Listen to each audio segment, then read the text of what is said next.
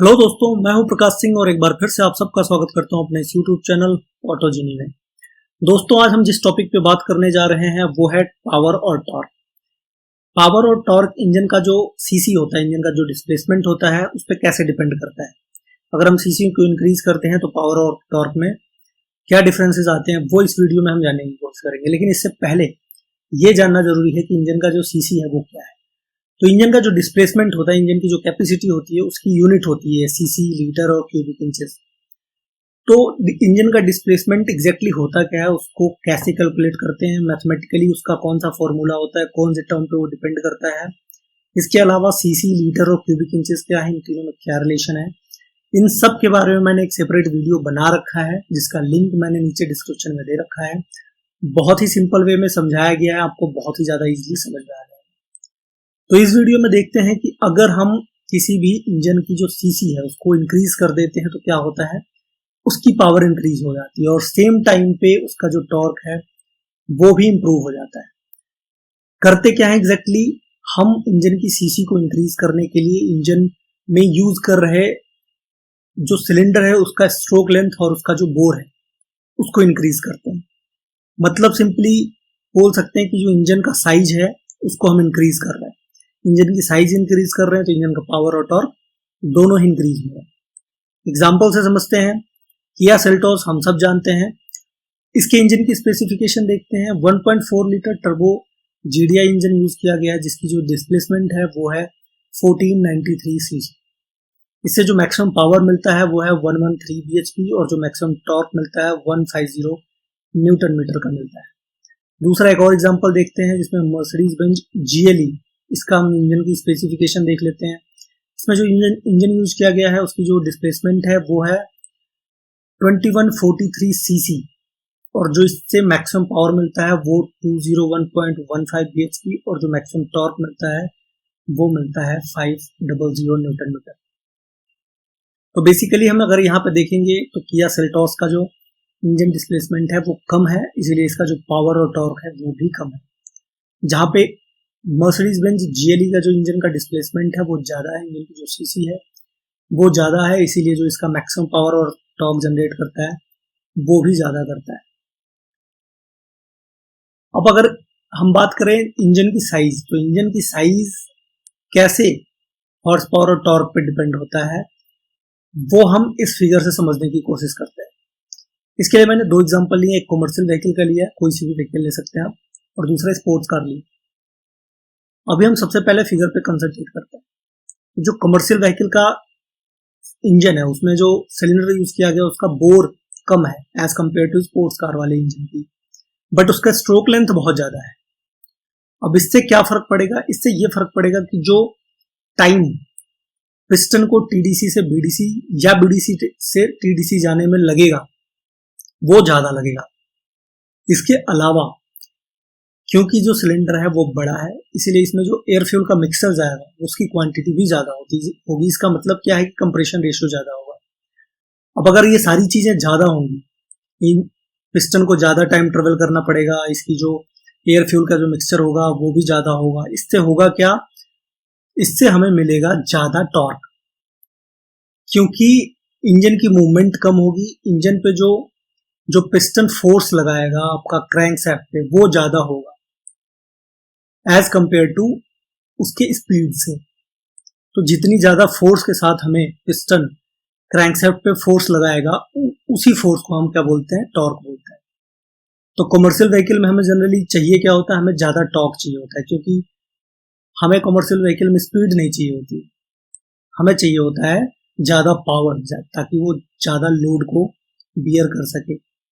दूसरी गाड़ी देखते हैं स्पोर्ट्स कार, जिसकी जो बोर है वो ज्यादा है लेकिन स्ट्रोक लेंथ कम है। अब बोर ज्यादा है तो एयरफुल मिक्सचर ज्यादा होगी, इसकी भी कंप्रेशन रेशियो ज्यादा होगी, but as compare to commercial vehicle कम। बट स्ट्रोक लेंथ कम होने से क्या हो जाएगा, पिस्टन की मूवमेंट बढ़ जाएगी। मतलब पिस्टन जो टाइम ट्रेवल ले रहा था, पिस्टन ट्रेवल करने में टीडीसी से बीडीसी या बीडीसी से टीडीसी में, वो टाइम ट्रेवल कम हो जाएगी। तो जितना टाइम ट्रेवल कम होगा उतने नंबर ऑफ साइकिल ज्यादा बढ़ जाएंगे इसके। इसका मतलब क्या है कि ये जो क्रैंकशैफ्ट है उसको मूव नंबर ऑफ टाइम्स ज्यादा करेगा। As compare to commercial vehicle. तो बेसिकली हो क्या रहा है, बेसिकली जब हमें किसी भी क्रैंकशाफ्ट की जो रिवोल्यूशन है, जो स्पीड है, अगर वो ज़्यादा है तो इसका मतलब क्या है कि उस इंजन की जो हॉर्स पावर होगी वो ज़्यादा होगी, क्योंकि ये दोनों डायरेक्टली प्रोपोर्शनल होते हैं। और हमें स्पोर्ट्स कार में बेसिकली चाहिए क्या होता है, हमें स्पोर्ट्स कार में स्पीड चाहिए होता है, इसीलिए इस पावर को हम उसको स्पीड जनरेट करने में काम आता है। दूसरा चीज ये भी है कि स्पोर्ट्स कार में छोटे स्ट्रोक लेंथ की जो सिलेंडर यूज करते हैं उससे जो हमारा इंजन होता है वो कॉम्पैक्ट हो जाता है, जिसको हम इजिली यूज कर सकते हैं किसी भी गाड़ी को स्पोर्ट्स कार में किसी भी ऐसे कॉम्पैक्ट इंजन को बड़े ही इजिली तरीके से यूज कर सकते हैं। दो एग्जांपल से समझते हैं। पहला यामाहा MT-01, दूसरा लिया है मैंने यामाहा VMAX। दोनों के इंजन को कंपेयर करते हैं। दोनों में ऑलमोस्ट सेम डिस्प्लेसमेंट का इंजन लगा हुआ है, 1670 1679, ज्यादा डिफरेंस नहीं है। पहले वाले में 2 सिलेंडर यूज किया गया जिसके पर सिलेंडर की जो डिस्प्लेसमेंट है वो 835 सीसी है। दूसरे में वहीं पे सेम ओवरऑल सीसी को 4 सिलेंडर के इंजन के रूप में यूज किया गया और उसके जो पर सिलेंडर डिस्प्लेसमेंट है वो 420। इसका मतलब क्या है, इसकी जो स्ट्रोक लेंथ है वो कम है, इसकी जो बोर है वो ज्यादा है। और जैसा कि हमने पढ़ा है, अगर ऐसा कुछ है तो जो इसकी हॉर्स पावर होगी वो ज्यादा होगी। तो अगर दोनों के जो पावर है उसमें कंपेयर करें तो पहले का यामाहा MT-01 का पावर है 19 PS और दूसरे का है 200 PS। काफी ज्यादा डिफरेंस है अगर आप देखेंगे तो। न्यूटन मीटर की मतलब टॉर्क की बात करें तो 150 न्यूटन मीटर है पहले की यामाहा MT-01 की, जबकि दूसरे का है 166.8 न्यूटन मीटर। ये ज्यादा डिफरेंस नहीं है, बट अगर आप स्पीड की बात करें, अगर आप पावर की बात करें तो बहुत ही ज्यादा डिफरेंस है दोनों। तो ये भी कह सकते हैं कि सेम इंजन को अगर हम दो तरीके से यूज करें तो उन दोनों से हम पावर अलग अलग जनरेट कर सकते हैं। लेकिन क्या ऐसा है कि अगर नंबर ऑफ सिलेंडर या फिर जो सिलेंडर का डिस्प्लेसमेंट है वो बढ़ाते जाए तो इंजन का पावर और टॉर्क बढ़ता ही जाएगा? नहीं, एक्चुअली इसका एक लिमिट होता है। किसी भी इंजन के साइज को बढ़ाने के लिए, किसी भी इंजन के नंबर ऑफ सिलेंडर को बढ़ाने की एक लिमिट होती है। वो क्यों होती है? अगर हम किसी भी इंजन की साइज अगर वो बढ़ाते ही जाए तो क्या फर्क पड़ेगा इंजन में, वो देखते हैं। तो पहला ये चीज है कि इंजन का जो प्रेशर होगा वो इंक्रीज हो जाएगा। जितने नंबर ऑफ सिलेंडर यूज करेंगे या जितनी बड़े स्ट्रोक लेंथ या बोर का सिलेंडर यूज करेंगे उतनी ही ज्यादा प्रेशर इंजन के अंदर जनरेट होगी। उसके लिए आपको क्या करना पड़ेगा, उसके लिए आपको मजबूत स्ट्रॉन्ग पार्ट को यूज करना पड़ेगा, जिससे कि वो आगे चल के आपका इंजन हैवी हो जाता है। इसके अलावा जो नॉकिंग है इंजन की वो इंक्रीज हो जाएगी। हाई प्रेशर की वजह से अगर आपने उसका डिजाइन सही से नहीं किया हुआ है किसी भी इंजन का, तो इंजन का फेल होने के चांसेस बहुत ही ज्यादा बढ़ जाते हैं, क्योंकि अनइवन फोर्स अप्लाई होने लगेगा और इसकी वजह से पार्ट फेलियर होने स्टार्ट हो जाएंगे। इसके अलावा अगर इंजन की साइज बढ़ाते ही जाए, नंबर ऑफ सिलेंडर बढ़ाते ही जाए, तो इंजन का जो कंस्ट्रक्शन हो जाता है वो बहुत ही हैवी और बल्कि हो जाता है। उसको फिर आपको इंजन में इंस्टॉल करने के लिए बहुत ही प्रॉब्लम क्रिएट होगा, उसके बैलेंसिंग में बहुत ज्यादा प्रॉब्लम होता है। तो ये सारी लिमिटेशंस है, ये सारे पॉइंट्स है जिसकी वजह से हम हमेशा लिमिट में यूज करते हैं किसी भी सिलेंडर के साइज का या नंबर ऑफ सिलेंडर का। इसके अलावा कुछ और भी मेथड है जिसको आप बिना इंजन के साइज इंक्रीज किए भी इंजन का पावर इंक्रीज कर सकते हैं। उसमें देखा जाए तो इंजन का वेट आप कम कर सकते हैं, गाड़ी का वेट कम कर सकते हैं। गाड़ी में जो मटेरियल यूज हो रहा है वो अगर हल्के हल्के मटेरियल, लो वेट मटेरियल अगर हम यूज करते हैं तो ओवरऑल जो इंजन या गाड़ी की जो वेट होगी वो कम हो जाएगी। वेट कम होगी तो फिर इंजन की जो पावर है वो इंक्रीज हो जाएगी।